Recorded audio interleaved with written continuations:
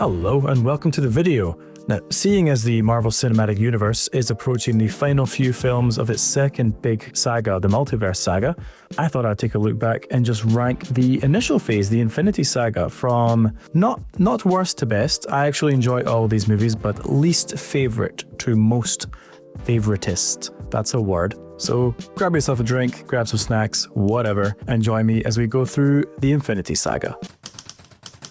I've always wanted to make love to an angry welder. So I did have to kind of debate the last place in this one, because like I said, I do like all of these movies. There's just ones I enjoy less. And so I kind of hum and hawed for a while. Eventually, I decided that Captain Marvel was going to bring up the rear in this one.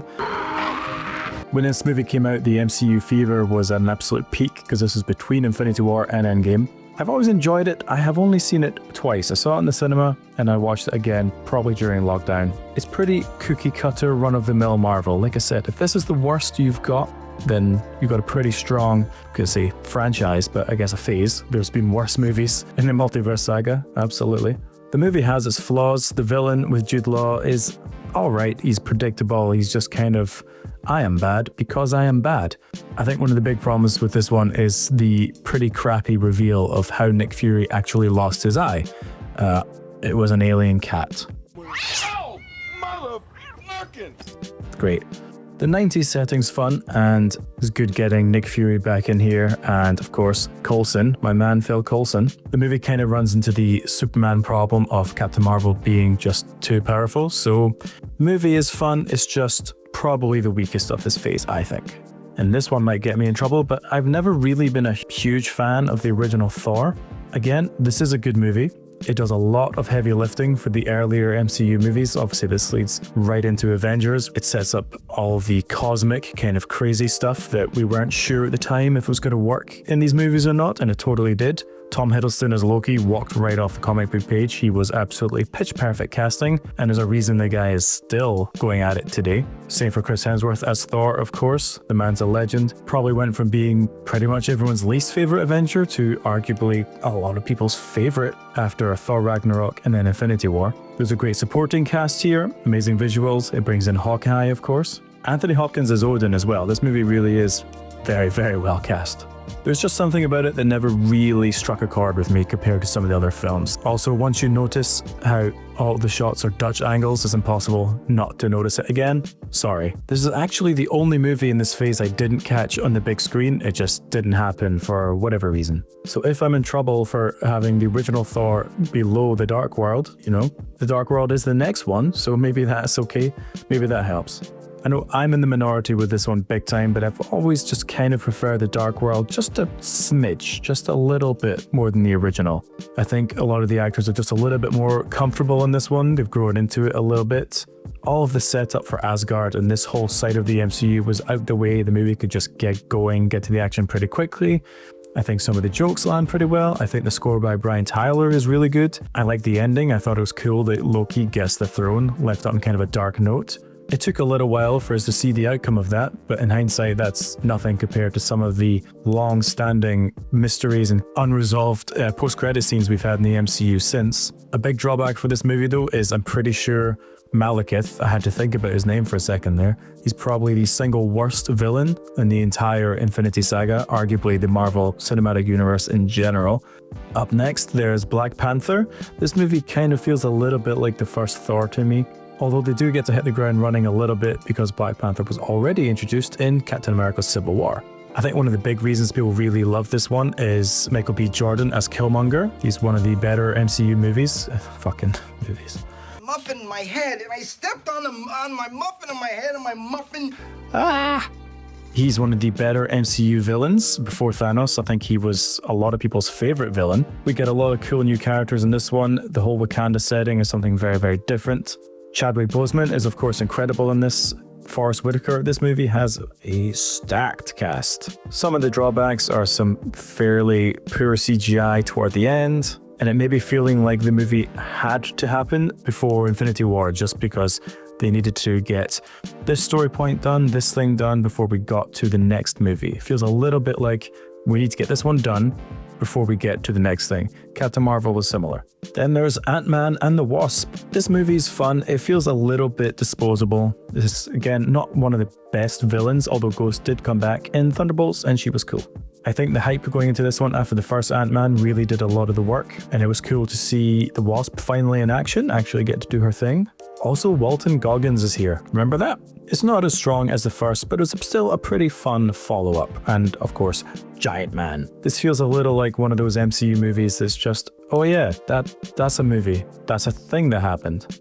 And now the Incredible Hulk. Of course, up until Captain America Brave New World, this movie was almost completely forgotten about, which is not fair. I've always liked the tone of this. I prefer it to the 2003 Hulk movie. I like the almost horror movie take the first time Hulk transforms near the start. William Hurt made for a great Thunderbolt Ross, although I do kind of prefer Sam Elliott's take on it from the 2003 film, just to contradict my earlier statement. I think the Hulk action in this one is fun. There's a lot of shit getting smashed. I think it's a shame we haven't had a proper standalone follow-up to this one. Even with the recasting to Mark Ruffalo, it could totally work. That fight was so many years ago, I'm a completely different person now, literally. I suppose one knock against it is the final scene with Tony Stark showing up, because that just doesn't really make any sense. But despite being on the lower end of this list, this is a movie I can rewatch quite often, quite happily. It's just, I guess because it's just a one and done pretty much. If I want some Hulk action, I'm probably going to put this one on over the 2003 film. That's just me. And then it's a sequel that I think gets a lot of shit it doesn't deserve, and that's Iron Man 2. I can't hate a film that introduces War Machine, so I am biased. You bring me War Machine, you get my love. There's definitely pacing issues in the film. There's a pretty long stretch where nothing seems to really be happening. Certainly no Iron Man action. And Mickey Rourke's villain, Ivan Vanko? Is that right? Anton Vanko? Ivan. Whiplash. His name's Whiplash. Fuck it. He's, again, not the strongest villain, but he works. I kind of like him. Partner him with Sam Rockwell and you get a pretty fun Batman Forever evil duo. The movie, of course, brings in Scarlett Johansson as Black Widow, so that's a big part of the cinematic universe building happening there. It should probably just have been titled Iron Man again, but I've always enjoyed this one. I think it gets a lot of crap it doesn't deserve. And also, the soundtrack is absolutely top tier. Good work. This next entry is a funny one because the first time I saw it, I was a little bit annoyed at certain things it did. But in the rewatches since, I have grown to appreciate it more, and it's actually the last movie in the Infinity Saga. It's Spider-Man Far From Home. The first time I saw it, a lot of the humor just didn't work for me. I remember it having more jokes than it did, more cringy, the sort of annoying MCU humor that we all think of now. This is where I thought it started, but when I rewatched it, those jokes didn't seem to be there anymore. It's kind of weird. I think it was mainly the teacher characters. I seem to remember them having a lot more silly banter that annoyed me at the time that wasn't really there. And I was annoyed at the way the film started after the ending of Endgame, and we got the Whitney Houston thing that just felt really insincere. And again, it felt like it started something that's become a trope nowadays where the MCU has a dramatic moment and then a joke just to completely undercut it and ruin it. This sounds like I'm being really negative, but that's just how it felt at the time. It was cool letting Spidey go somewhere different for a change. He's going to Europe, he's going to London. The new red and black suit is really cool. It was good to finally see Mysterio. He was always going to be a tricky villain to translate to screen, and I think they did a good job. Jake Gyllenhaal is a big part of it. Of course, the ending to this one was really good, ended on a strong note to set up the next film. Had probably the greatest MCU cameo of all time. So while I may initially have been a little sour on this one, and it is my least favorite of the MCU Spidey trilogy, Bitch, please. this is still a good watch. Next up, it's Mary Poppins, y'all. I'm sorry, I had to. It's Guardians of the Galaxy 2. Don't know why I said it like that. This movie's fun. I've always enjoyed this one. Again, I think it gets kind of a bad rap from a lot of people. But for me, you can't have a Guardians movie that also has Sylvester Stallone and call it a bad movie. And the Hoff. The Hoff is here too. Of course, you can't really talk Guardians without talking about the music, and the soundtrack to this one is incredible. Maybe just a little bit below the original, but goddamn. Also, I just walked past a giant baby Groot last night, now that I think about it. That was weird. So the impact of this movie is still going strong almost 10 years later. It's hard to miss with me when it comes to the Guardians. They're one of the best groups in the MCU. And with this entry, I am noticing the trend that the second film ends up usually being the weakest in whichever individual franchise it is, but this is Avengers Age of Ultron. Again, I see this movie getting a lot of shit online, people acting like it's a bad film. It isn't. In fact, if I want to just watch an Avengers movie, there's a good chance I'll pop this one on, because it gets straight to the action, good character work, good dynamics, cool villain. The Hulkbuster fight in Wakanda is probably one of my favorite MCU action scenes. I love that thing. Bringing in Scarlet Witch and Vision makes it a crucial turning point for the MCU. It has that kind of typical darker tone that a lot of sequels go for. And I think the finale, the whole battle in Sokovia, is great, and that has impacted the MCU still to this day. This was around about when Thor was starting to get a little bit boring, but obviously it didn't take too long before that got fixed. There's maybe a few too many Whedonisms here and there, that Joss Whedon kind of humor, but it mostly works for me. I never really understood why this movie gets a bad rap. Then it's Doctor Strange, another character that could have gone either way, but I think they totally nailed it. This movie still has some of the coolest visuals in any MCU movie, very Inception. It still has some of the most unique action of the MCU. On paper, Mads Mikkelsen is a brilliant choice for villain, although they did give him kind of a dull character to work with. This really came out around that peak of every MCU movie just being pretty much a banger after banger after banger. And it really benefited from things like Guardians of the Galaxy showing that lesser known characters could still be used for a compelling narrative. And how many of us still go, Dormammu, I've come to bargain. And next is the original Ant-Man, again a film that could have gone either way. So obviously a lot of difficulties getting this movie made, with Edgar Wright being attached to direct and then leaving because it wasn't going to be his vision. And I can't lie, I kind of wish we did get his version. It would have been cool to have something totally unique, but if it wasn't meant to be, it wasn't meant to be. I'd say this is another of the more rewatchable movies because there's really not much you need to know going in. Beyond Falcon showing up, there's not a whole lot tying it to the wider MCU to begin with. I'm also a sucker for heist movies, so if you're giving me the Marvel version of Ocean's 11, you've pretty much won me over. Another not so brilliant villain, but the actor does do a good job, he's pretty charming. And of course the movie gives us pretty much everyone's favourite supporting character of the whole franchise. Yeah, right? Then it's Spider-Man Homecoming. I thought this was a really cool solo outing for Spidey after he was introduced in Civil War, and I enjoyed finally seeing the Vulture come to the screen. Of course played by Michael Keaton. I'm Batman. So it's the Batman vs Spider-Man movie I've always wanted to see. It was a fun new spin on things, no pun intended, to see Spidey in the wider MCU as opposed to being in his own solo franchises before this. I think the Tom Holland Spidey's always had a kind of 60s John Romita Marvel vibe to it. It was a nice small-scale diversion after we'd seen 2 Avengers movies, Civil War, the Guardians of the Galaxy. No world-ending threats, just a badass Michael Keaton Vulture. Also, the Iron Man suit in this is one of my favorites. That thing's pretty cool. Then Captain America, the First Avenger. This was a great introduction to this character. It's yet another one that could have been a hit or a miss with audiences, but it totally landed. Chris Evans was a big part of that. The movie has this kind of slightly shiny, almost romanticized version of World War II, which is actually a good shout because it means it's not too depressing. It's war, but kind of a fun war. The whole cast here is great, with Peggy Carter and Bucky still having an impact on things. The Howling Commandos are fun, it would be nice to have seen more of those guys. And I wish Hugo Weaving enjoyed doing this more, because he was a great Red Skull. But if he wasn't enjoying himself, at least Tommy Lee Jones was. I'm not kissing you. This has always been a favourite. It's another easy pick up and watch movie. You don't feel compelled to have to watch what comes next. And this is one of my favourite Cap suits across the entire franchise. There's a reason it came back in Winter Soldier. I'm definitely just repeating myself here, but another big risk was of course the Guardians of the Galaxy.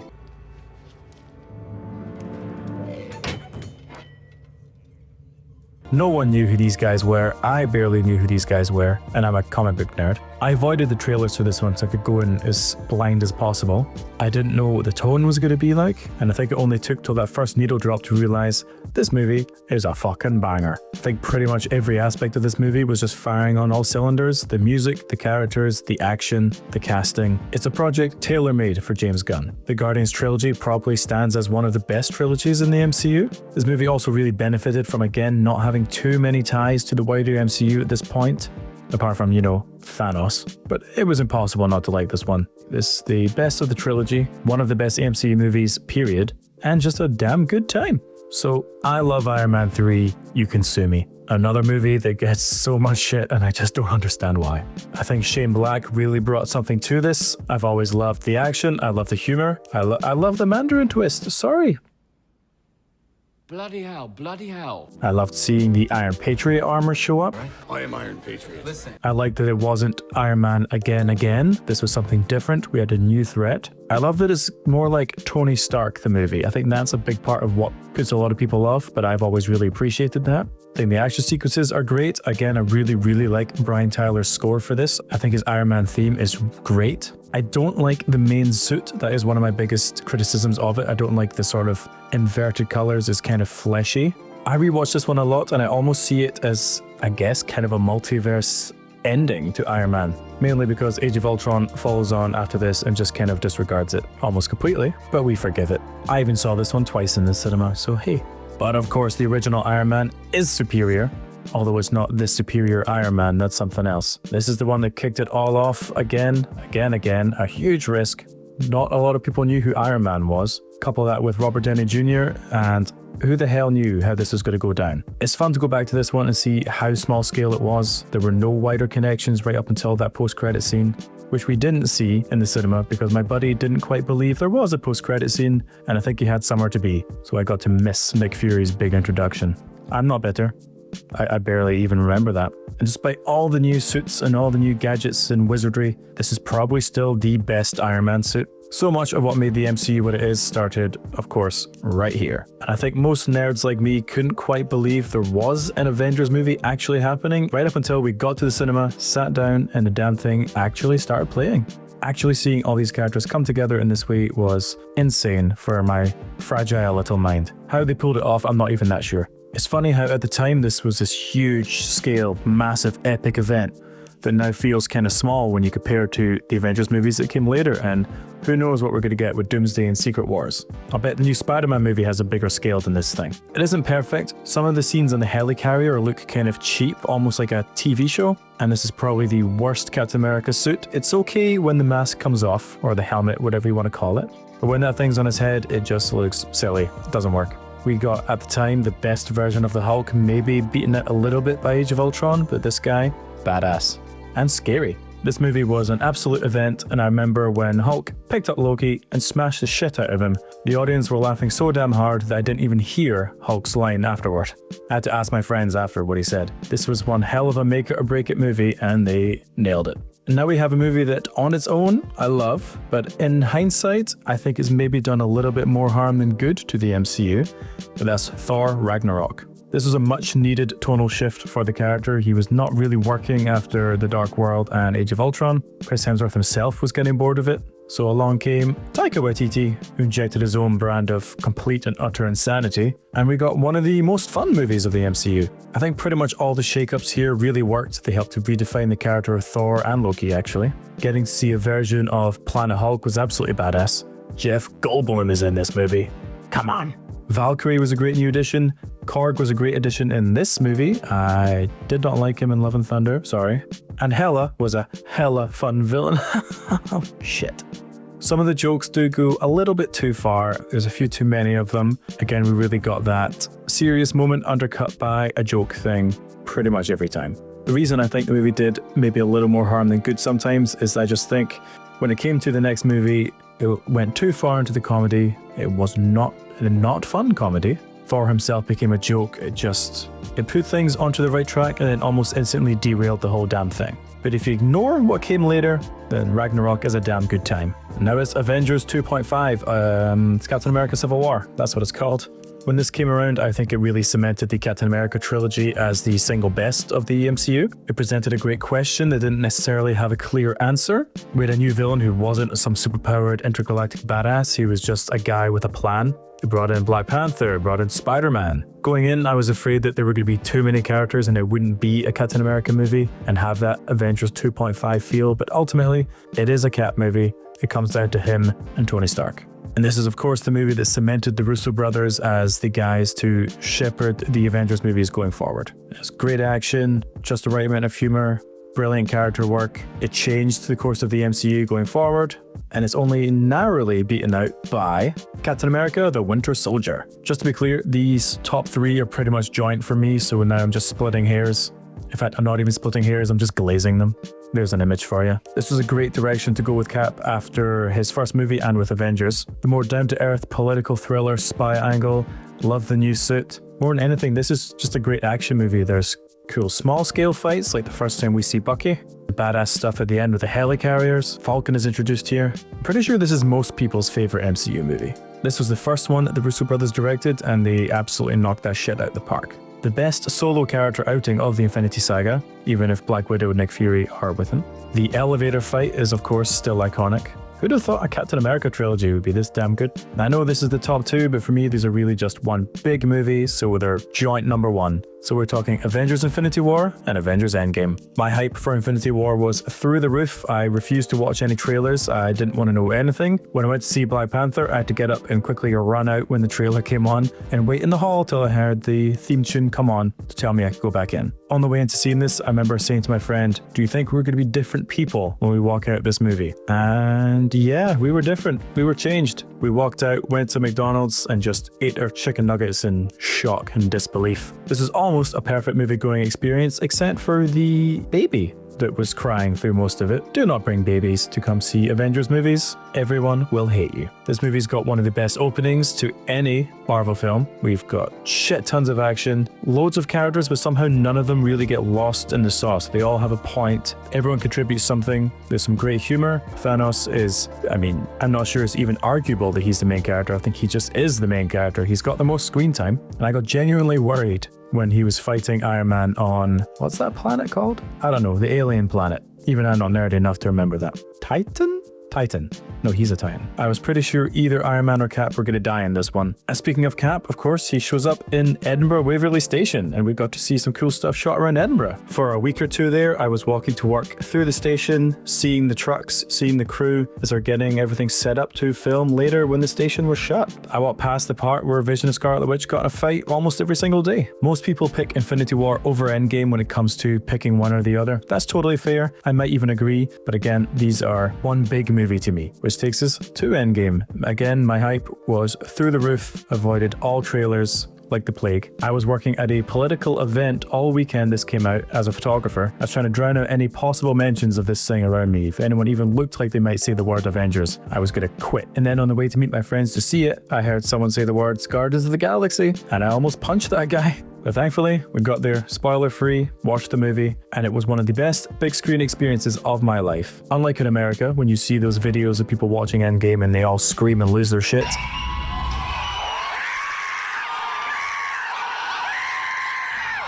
everyone was in complete silence, respectful silence, and we just absorbed the movie. I loved the slower start. I think the opening with Hawkeye is incredible. I think it was a good move going from the action-heavy Infinity War to have something slower, more painful and desperate. And then after Hulk snaps everyone back, and we get that scene where everyone finally assembles, ready to kick some Thanos ass. That is really what cements this as one of the best movie-going experiences I've ever had. I left this movie incredibly satisfied with the experience. I loved it. I've watched it a few times since. Any problems other people have don't really seem to resonate with me. I feel like it was kind of a natural ending point, possibly for the MCU in general. We'll see if it can be topped with Doomsday and Secret Wars. I'm not so sure it will, but I choose to be hopeful. And with that, unless I missed one, that is the Infinity Saga ranked. Please do let me know if you agree or disagree. I'm sure most will disagree. If you jump in the comments, maybe just let me know your least and most favorite of the whole batch. Which trilogy is your favorite? Which Guardians movie has the best soundtrack? Was the rat in Endgame the true MVP? Let me know your thoughts down below. Thank you for listening to me ramble, and check back soon for another video. See ya!